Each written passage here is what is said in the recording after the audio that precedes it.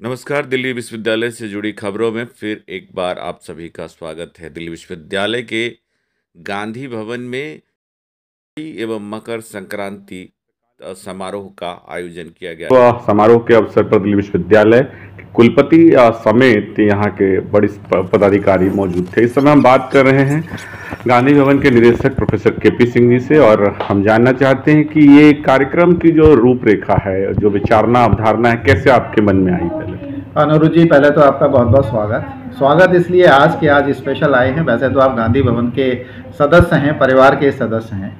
आज देखिए कि कोई भी आज का दिन बहुत ही पवित्र है। आज 12 जनवरी है और 12 जनवरी हमारे विश्व गुरु, जो युवाओं के प्रेरणा स्रोत है, जो शक्ति हैं, जिन्हें देखकर ही मन आनंदित होता है और स्पिरिचुअल गुरु है, विवेकानंद जी का आज जन्म जयंती है। और उसके साथ साथ मैं समझता हूँ कि जो हिंदू सम्राट हमारे छत्रपति शिवाजी महाराज जी की जो पूज्य माता जी का भी आज जन्मदिन है। तो इस दिन पर हमने दिल्ली विश्वविद्यालय के सौजन्य से एक लाइब्रेरी की जो बहुत ही डिमांड थी, बहुत एक नीड थी, उसका आज इनॉग्रेट किया है। और मेरा ऐसा मानना है कि जो पुस्तकालय हैं वो देश के धरोहर है, क्योंकि जो पुस्तकालयों से कनेक्ट होता है वो ज्ञान से कनेक्ट होता है, और जो आदमी ज्ञान से कनेक्ट होता है फिर वो स्पिरिचुअलिटी की तरफ जाता है और उसका समाज में और राष्ट्र में बहुत बड़ा योगदान होता है। तो उसी प्रेरणा से हम प्रफुल्लित होकर के, उससे आशा लेकर के आज हमने 12 जनवरी का ये रखा।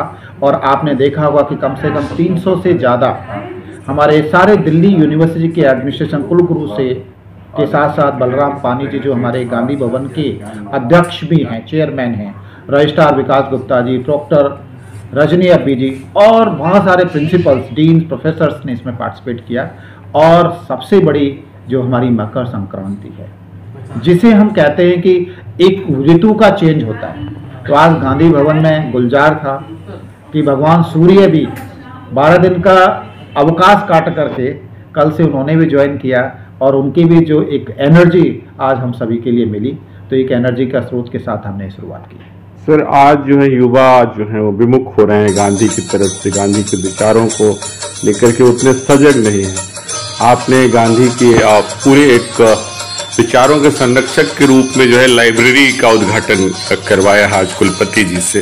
तो ये कितनी भूमिका निभाएगा युवाओं के भीतर गांधी के विचारों को लेकर के, सजगता को लेकर? देखिए, मेरा ये मानना है कि अगर हमारा युवा हमारे किसी महापुरुष के विचारों से वो विमुक्त हो रहा है तो उसमें हमारी कहीं ना कहीं कमियां हैं। शायद हम सही मायनों में जो महात्मा गांधी जी के विचार हैं उनको वहां तक नहीं रख पाए।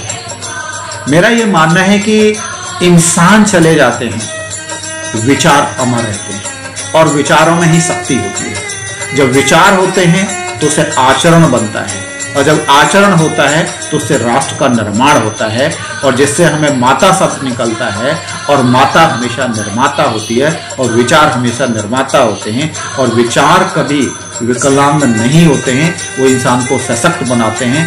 रही गांधी जी कोई मानव मात्र नहीं है। गांधी जी एक विचार है। विचार है सत्यता पे चलने का, विचार है नॉन वायलेंस पे चलने का, विचार है एनवायरमेंट के साथ किस तरह से हम एडजस्ट करें, विचार है कि अगर किसी दूसरे की पीड़ा है, करुणा है, उसमें हम किस तरह से भागीदार बन सकें। जब तक हम भागीदारी का अभाव रहेगा, मैं समझता हूं कि युवा में हमें उन चीजों को लाना है।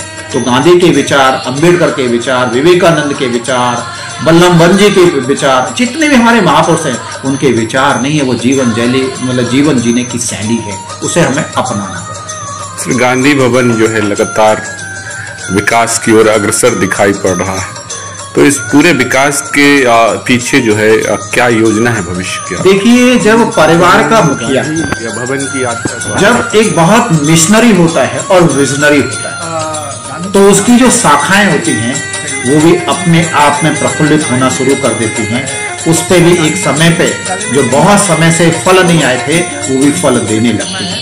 तो आज दिल्ली विश्वविद्यालय का एक सौभाग्य है, और मैं तो समझता हूं कि ये एक भारत के लिए स्वर्णिम काल चल, जैसा मैंने अपने एड्रेस में बोला कि देश में मोदी जी हैं, और कहते हैं कि मोदी जी हैं तो सब कुछ संभव है।